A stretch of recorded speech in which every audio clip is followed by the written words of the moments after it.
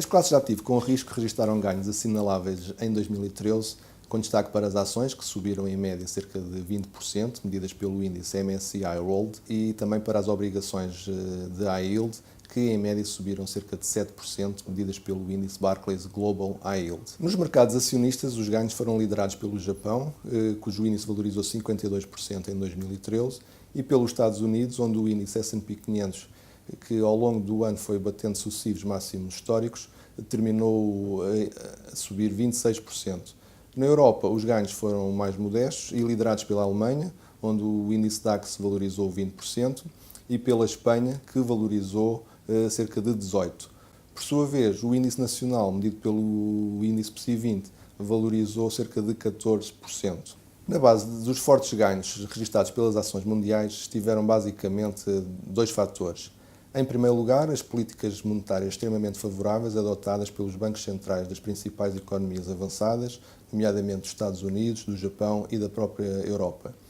E em segundo lugar, mas não menos importante, a melhoria significativa e de certa forma sincronizada dos indicadores macroeconómicos nestes países. Com efeito, a economia mundial é esperada recuperar e poderá surpreender pela positiva em 2014. Segundo as últimas estimativas oficiais, a economia mundial deverá crescer 2,9% em 2013 e acelerar para 3,6% no próximo ano. Ao nível das economias avançadas, o destaque vai para os Estados Unidos, que são esperados crescer 2,9% no próximo ano, bem acima da média deste grupo, das economias avançadas. Por sua vez, na zona euro, a economia que finalmente saiu da recessão este ano deverá crescer uns modestos 1% no próximo ano, mais uma vez liderada pela Alemanha, que é esperada crescer 1,4%. Mais fracos serão os crescimentos das economias dos países europeus do Sul, onde a Espanha é esperada crescer apenas 0,2%, a Itália 0,7% e Portugal 0,8%, ajudado não só pelas exportações, mas também pela recuperação do consumo privado. Por sua vez, as economias emergentes são esperadas crescer em 2014 cerca de 5%. Muito acima desta média deverá continuar a crescer a China, com uma taxa de crescimento na ordem dos 8%, e muito abaixo da média, destaque para o Brasil, que é esperado crescer apenas 2,5% no próximo ano. Destaque ainda para as economias africanas, um tema que temos vindo a acompanhar ao longo dos últimos anos e que, em média, são esperadas crescer cerca de 6% no próximo ano.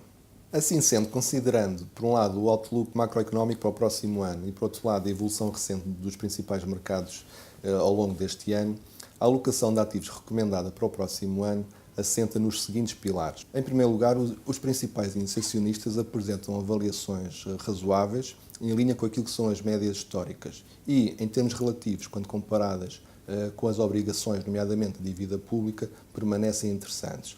Ou seja, na nossa opinião, as ações voltarão a fazer melhor do que as obrigações, nomeadamente a dívida pública, em 2014. Em segundo lugar, em termos geográficos, os mercados acionistas europeus, nomeadamente os periféricos, apresentam mais valor do que o mercado norte-americano. Neste último, na nossa opinião, novas e fortes valorizações no próximo ano só serão possíveis caso os resultados esperados para as respectivas empresas também surpreendam pela positiva. No curto prazo, contudo, poder-se-á assistir a um aumento da aversão ao risco e da volatilidade nos mercados acionistas à medida que a Reserva Federal norte-americana começa a retirar os estímulos monetários. Uma eventual correção, caso aconteça, deverá ser encarada ou poderá ser encarada como uma oportunidade para aumentar a exposição aos mercados acionistas. Em terceiro lugar, no universo das obrigações, mantemos a preferência pelo segmento do high yield europeu, ainda que de forma cada vez mais seletiva.